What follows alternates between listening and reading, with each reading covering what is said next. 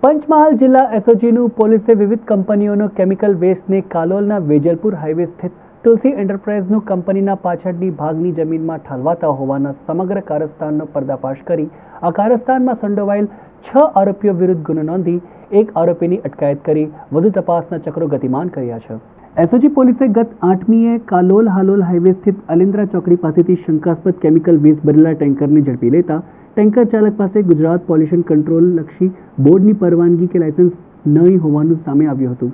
SOG પોલીસે તત્કાલીન સમયે શંકાસ્પદ ટેન્કરને કાલોલ પોલીસ સ્ટેશનમાં કબજે કરી ગુજરાત પોલ્યુશન કંટ્રોલ વિભાગની મદદથી શંકાસ્પદ તથ્યો અંગે તપાસ શરૂ કરી હતી, જે વિસંગતતાઓ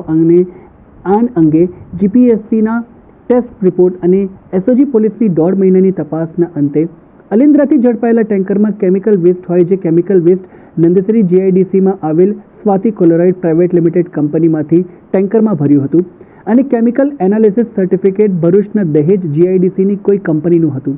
બીજી તરફ એસઓજી પોલીસે વેજલપુર હાઈવે સ્થિત તુલસી એન્ટરપ્રાઇઝના પાછળના ભાગમાં તપાસ કરતા જમીનના ખાડાઓ ઠાલવેલ કેમિકલ વેસ્ટના નમૂના જીપીસી વિભાગે લીધા હતા, જેથી તમામ શંકાસ્પદ તથ્યો અંગે સઘન તપાસના અંતે ગોલ્ડન કેમિકલ એજન્સી સંચાલકો અને એજન્ટો દ્વારા ઉર્વી ફાર્મા કંપનીના માલિકો તથા વહીવટકર્તાઓએ પોતાની કંપની બંધ હોવા છતાં પ્રાઇવેટ કાર દ્વારા હિંમતનગર ખાતે ઉર્વી ફાર્મા કંપની સુધી જઈ આવતા હતા,